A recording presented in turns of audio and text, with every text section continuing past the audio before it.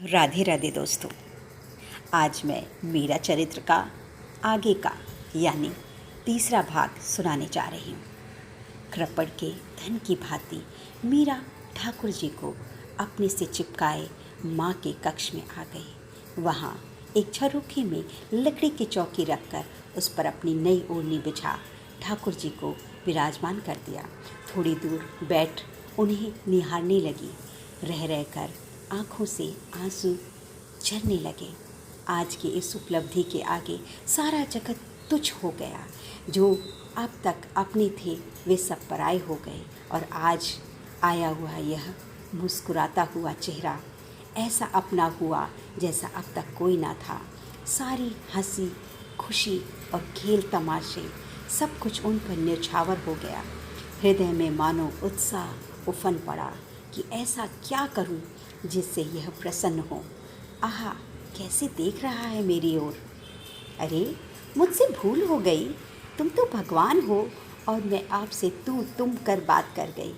आप कितने अच्छे हैं जो स्वयं कृपा कर उस संत से मेरे पास चले आए।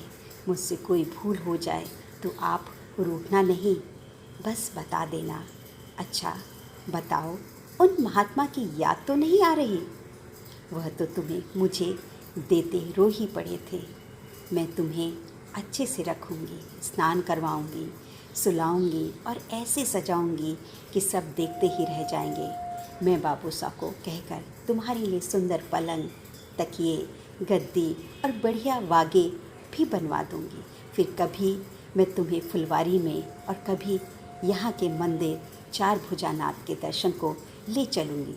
वे तो सदा ऐसे सजे रहते हैं जैसे अभी अभी बींद बने हो। मीरा ने अपने बाल सरल हृदय से कितनी ही बातें ठाकुर का दिल लगाने के लिए कर डाली। ना तो उसे कुछ खाने की सुध थी और ना किसी और काम में मन लगता था। माँ ने ठाकुर जी को देखा तो बोली, क्या अपने ठाकुर जी को भी भूखा रखोगी? चल उठ, भोग लगा और फिर तू भी प्रसाद पा। मीरा, अरे हाँ, यह बात तो मैं भूल ही गई। फिर अपने भोग की सब व्यवस्था की। दूधा जी का हाथ पकड़ उन्हें अपने ठाकुर जी के दर्शन के लिए लाते मीरा ने उन्हें सब बताया।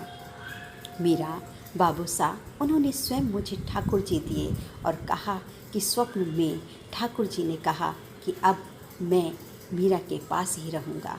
दूधा जी ने दर्शन कर प्रणाम किया तो बोले, भगवान को लकड़ी की चौकी पर क्यों, मैं आज ही चांदी का सिंहासन बनवा दूंगा। मीरा, हाँ बाबूसा, और मखमल की गादी, तकिया, चांदी के बर्तन, वागे और चंदन का हिंडोला भी। दूधा जी, अवश्य बेटा, सब सांझ तक आ जाएगा। मीरा, पर बाबूसा, मैं उन महात्मा से ठाकुर जी का नाम पूछना भूल गई। दूधा जी, मनुष्य के तो एक नाम होता है, पर भगवान के जैसे गुण अनंत हैं वैसे उनके नाम भी। तुम्हें जो नाम प्रिय लगे चुन ले।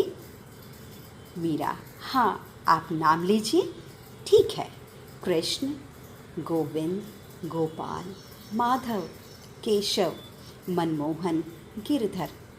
बस बस बाबूसा। मीरा उतावली हो बोली, ये गिरधर नाम सबसे अच्छा है। इस नाम का अर्थ क्या है? दूधा जी ने अत्यंत स्नेह से ठाकुर जी की गिरिराज धारण करने की लीला सुनाई। बस तभी से इनका नाम हुआ गिरधर। मीरा भाव विभोर हो मूर्छित हो गई। मीरा के यूं अचेत होने से माँ कुछ व्याकुल सी गई और उन्होंने अपनी चिंता व्यक्त करते हुए सब बात रतन सिंह जी को बताई। वीर कुंवरी चाहती थी कि मीरा महल में और राजकुमारियों की तरह शस्त्राभ्यास, राजनीति, घुड़सवारी और घर गृहस्थी के कार्य सीखे ताकि वह ससुराल में जाकर प्रत्येक परिस्थिति का सामना कर सके। पर इधर दूधा जी के संरक्षण में मीरा ने योग और संगीत की शिक्षा प्रारंभ कर दी।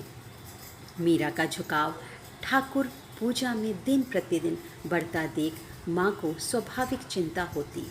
मीरा को पूजा और शिक्षा के बाद जितना अवकाश मिलता वह दूदा जी के साथ बैठ श्री गदाधर जोशी जी से श्री मद् भागवत सुनती, आने वाले प्रत्येक संत का सत्संग लाभ लेती।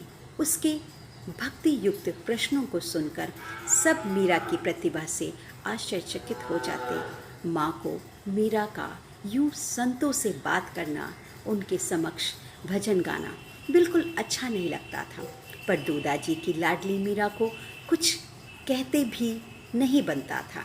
दूदा जी के छत्र छाया में मीरा की भक्ति बढ़ने लगी।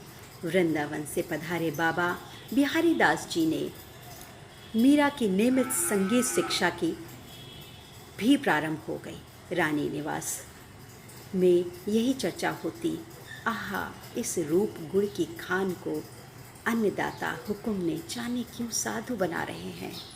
एक दिन मीरा दूदा जी से बोली, बाबू साहब मुझे अपने गिरधर के लिए अलग कक्ष चाहिए। माँ के महल में छोरी छोरी मिलकर उनसे मिलकर छेड़छाड़ करते हैं। दूदा जी ने अपनी लाडली के सिर पर स्नेह से हाथ फेरते हुए कहा, हाँ बेटी क्यों नहीं। और दूसरे ही दिन महल के परकोटे में लगी फुलवारी के मध्य गिरधर गोपाल के लिए मंदिर का निर्माण हो गया। राधे राधे। आगे का भाग अगले इतवार